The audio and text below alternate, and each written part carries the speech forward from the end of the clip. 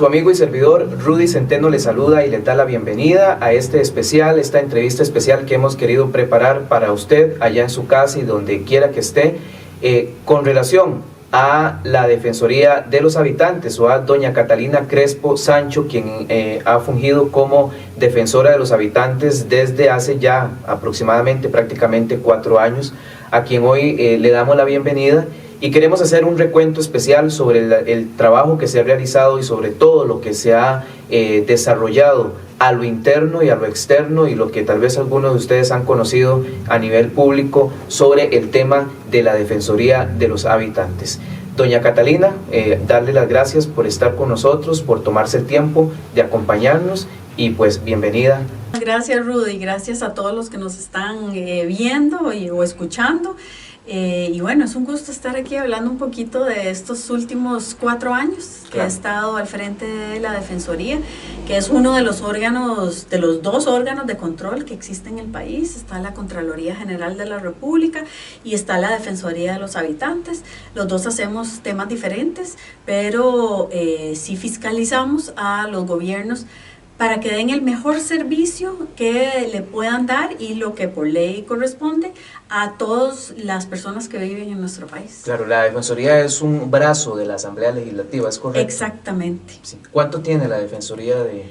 Tiene 28 años ya. 28 años. Sí, ya tiene 28 años de edad, y me disculpa si estoy hablando de su edad, pero una mujer joven y que ha emprendido esta travesía en esta institución, y que tras cámaras y tras micrófonos hemos estado conversando, socióloga, ¿verdad? Socióloga, pero también soy educadora. Más bien fui maestra muchos años, de chicos pequeñitos, primer grado, después 4º grado, después 6º grado y ya después universitarios.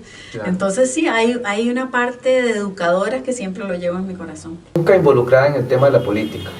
Nunca en mi vida. Y nadie de mi familia tampoco nunca se había metido en temas políticos. Usted trabajó en temas de prevención de guerra, ¿verdad? Para el Banco Mundial. Sí, en el Banco Mundial estuve 4 años, casi 5 años trabajando en temas que eran relacionados a todo lo que es prevención de guerras.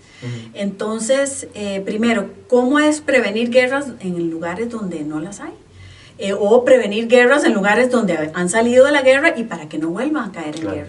Entonces, por ejemplo, uno de esos temas es, ahora estoy trabajando, pero ya desde la Defensoría de Costa Rica, colaborando con el defensor de Ucrania, para ver inclusive qué está sucediendo en Ucrania, cuáles son los abusos de derechos humanos que se están dando. Entonces, eso es uno de donde he traído toda la experiencia que acumulé en el Banco Mundial con las Naciones Unidas también, para traerla a Costa Rica y dejar a Costa Rica muy en alto, porque somos uno de los pocos países en el mundo, primero, que no tenemos ejército. Después, que somos reconocidos mundialmente por la protección del medio ambiente y por la protección de los derechos humanos. Así que es también llevar a nuestro país a un reconocimiento mundial por todo lo que hemos hecho internamente. Parte usted conmigo ahora que estamos hablando de esas cualidades que tiene nuestro país. Comparte también usted el tema, digamos, de que tenemos un sistema democrático robusto, bueno. ¿O tiene usted ciertas opiniones? Vieras que una de las cosas que la gente me ha preguntado es ¿por qué usted se vino a Costa Rica, verdad? Si estaba en el Banco Mundial y estaba a nivel internacional. Y como yo estaba trabajando en prevención de guerras, uno, digamos, sabe... tiene ideas de que, vea, esto puede pasar, si las instituciones se empiezan a debilitar, hay que tener cuidado porque eso es un punto rojo de ponga atención de que el país puede ir mal. Entonces yo vengo viendo cositas en Costa Rica que pueden ser peligrosas para perder la democracia. Por ejemplo, si ustedes ven, en los últimos 15 años, las instituciones, pongamos un ejemplo, el Poder Judicial, ha perdido una gran credibilidad. Claro. Pero no solo el Poder Judicial, han habido otras instituciones u otras áreas que también han perdido esa credibilidad ante los habitantes del país, incluyendo la Defensoría de los Habitantes. Entonces, eso ya es un punto de alerta que tenemos que tener cuidado. También estamos viendo los niveles de violencia violencia creciendo como nunca, inclusive hemos roto, creo que el año pasado y el antepasado rompimos récords de homicidios en nuestro país. Entonces esas son cosas que tal vez uno no se da cuenta en el día a día, pero si uno lo compara, uno dice, ok, hay que ver cómo fortalecemos una democracia. ¿Para qué? Porque un país como Costa Rica, con nuestra historia, tiene que siempre fortalecer la democracia. Doña Catalina, usted trabajó como asesora para algunos gobiernos, por ejemplo, gobiernos de Madagascar. Tengo por ahí también que Nepal. En realidad en el Banco Mundial también trabajaba en diferentes áreas. Entonces, desde el Banco Mundial trabajé en el área de Asia, entonces Nepal, India, Sri Lanka, otras áreas. Pero ya como consultora independiente, el gobierno de Madagascar sí me contrató para hacer un tema de estrategia con temas de medio ambiente y mujeres. Entonces, ¿cómo meter más a las mujeres al tema de medio ambiente? Después de eso, entonces, ¿qué le inspira a usted a pues, trabajar 4 años al frente de una institución como la Defensoría de los Habitantes, que si bien usted lo acaba de decir, ha perdido, igual como otros, cierta credibilidad de parte de los costarricenses, y que hay que recuperarla y que hay que trabajar en eso? Pero sí le ha dado frente a una institución, pues como hemos visto, y no se tapa el sol con un dedo, ¿verdad? Que han surgido ciertas controversias y ciertas situaciones a las cuales usted ha tenido que darle frente, ¿verdad? Sí. ¿Qué le inspiró a usted? ¿Sabía usted a lo que venía? Y hasta la fecha, ¿qué se encontró usted en el 13 de diciembre del 2018 en la Defensoría de los Habitantes, y qué nos deja este 12 de diciembre del 2022? Bueno, empecemos con qué me encontré. Hace 4 años ya casi, yo llego a la Defensoría y obviamente empiezo a hacer un análisis, inclusive antes de llegar a la Defensoría. Cuando yo decidí lanzarme para candidata, yo tenía que ver cuál es la realidad de la institución, a quiénes estaba sirviendo, qué era lo que se hacía, cuáles eran sus fortalezas, cuáles eran sus debilidades. Entonces hablemos de las fortalezas. Es una institución en la cual, bueno, ya es la Institución Nacional de Derechos Humanos, que tiene un personal, la gran mayoría del personal que trabaja ahí es un personal comprometido y muy bien preparado. Entonces eso es importante. Ha tenido logros a través de sus 28 años, de grandísimos logros para beneficiar a los habitantes.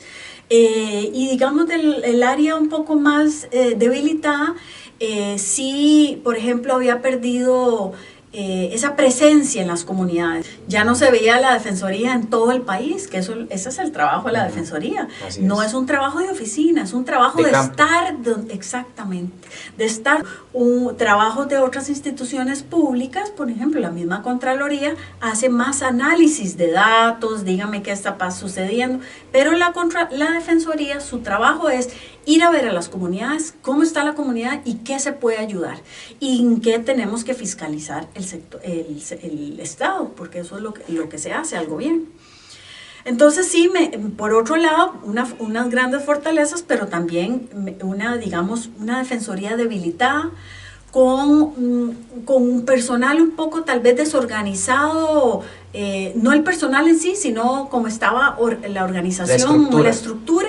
Entonces habían casi que el 25%, más del 20% son estructuras jerárquicas. Entonces, de ahí hay ¿cómo puedo decir? Hay muchos jerarcas en una institución donde debería haber mucha gente que esté saliendo de muchos caciques. Muchos caciques, tal vez esa es la palabra perfecta para usar. Y eso no siempre es bueno para una institución. Entonces, parte de mi trabajo es, busquemos qué es lo que está pasando en el país, cuáles son las áreas que más, más denuncias recibimos, y después cómo podemos hacer para que no se reciban tantas denuncias por ejemplo, de la caja, de listas de espera o de limas. En algún momento recibimos muchísimas de lo que era el bono proteger, no sé si se acuerdan, hace 2 años que fue el famoso bono proteger. Y después también ver cómo se fortalece la estructura, la parte organizacional de la Defensoría para dar un mejor servicio. Para que sea funcional a las necesidades y a los requerimientos del costarricense. Claro. O sea, el costarricense ve en la Defensoría una institución a la cual le puede depositar cierta esperanza para poder salir adelante con ciertos temas, ¿verdad? Y pues acuden a la Defensoría por diferentes temas. Se está hablando ahorita de las filas de la caja. Se me viene ahorita a la mente muchas personas a nivel nacional que estuvieron lidiando con el tema del agua. Claro. Que no podían, tenían sus bonos de vivienda y tenían años, y lo digo casi por experiencia propia, porque casi que entre mi familia se vio la situación. Un familiar cercano tenía su bono de vivienda desde hace aprobado, ya listo para desembolsar, pero duró 3 años esperando el agua. 3 años.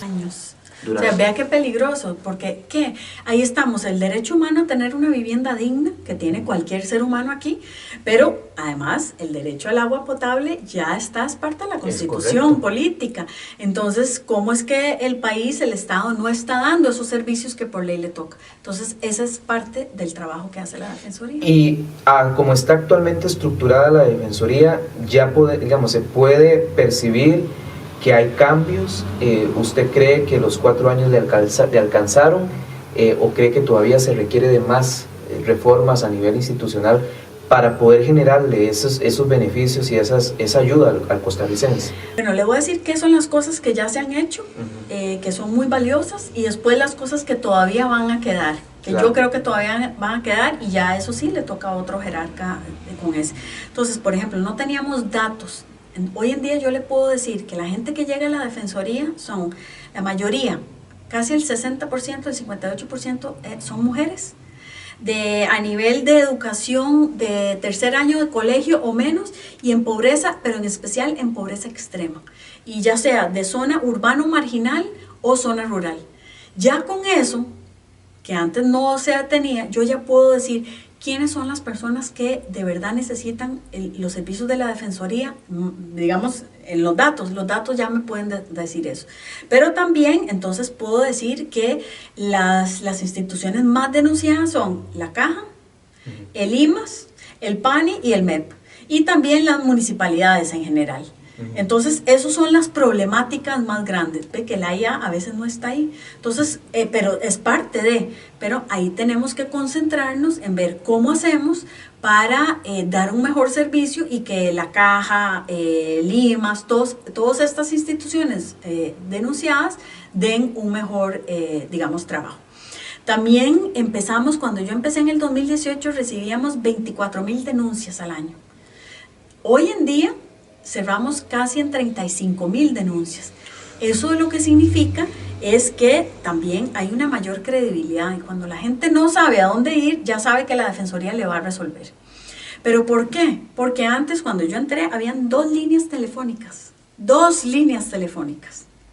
¿Para cuánta gente que llamaba? Pero hoy en día tenemos 16 líneas telefónicas, además por una licencia que tenemos digital, que no cuesta más. Porque decir, y además hay un montón de plata más. No se invirtió nada de plata. 16 líneas telefónicas, además tenemos 2 líneas de WhatsApp, porque no todo el mundo puede ir a mandar documentos o a sacarle fotocopia a los documentos. La gente no tiene plata para coger un bus e irse a donde está una oficina, o no tiene plata para ir a sacar un expediente de 15, 30, 50 páginas y pagar copias para eso, para mandarles a la Defensoría. Eso es mucha plata. Y hoy en día tenemos un nivel de desempleo bastante alto, entonces hay que tener cuidado con eso. Y la Defensoría empezamos a trabajar en esas cosas, que hicimos varios cambios. Todavía nos quedan varios. Por ejemplo, cuando yo entré teníamos 16 directores, hoy tenemos 14. ¿Por qué? Porque, por ejemplo, uno de esos era una dirección que la persona se pensionó, porque uno no puede respetar derechos laborales, claro. Eso es importantísimo. Y no tenía nadie abajo, una dirección sin absolutamente nadie abajo, ganando 4 millones de colones. Entonces ya eso lo hicimos un estudio, lo pasamos a profesional 3 y ya entonces, que significa que ya no es un jefe, no es un director, sino que es más abajo, que es lo que debió haber sido desde un principio, y ya no es eso. Ya hay otra dirección que también hicimos esa reclasificación. ¿Qué se necesita? Internamente reclasificar más, externamente enseñar o capacitar a la gente a través de los funcionarios de la Defensoría, al pueblo, a todas las personas del país. ¿Para qué le sirve la Defensoría? Así es. ¿Qué es la Defensoría? Yo todavía voy a lugares donde digo, ¿usted conoce la Defensoría? No, no sabe. O peor, usted, sí, yo conozco la Defensoría y no sirve para nada.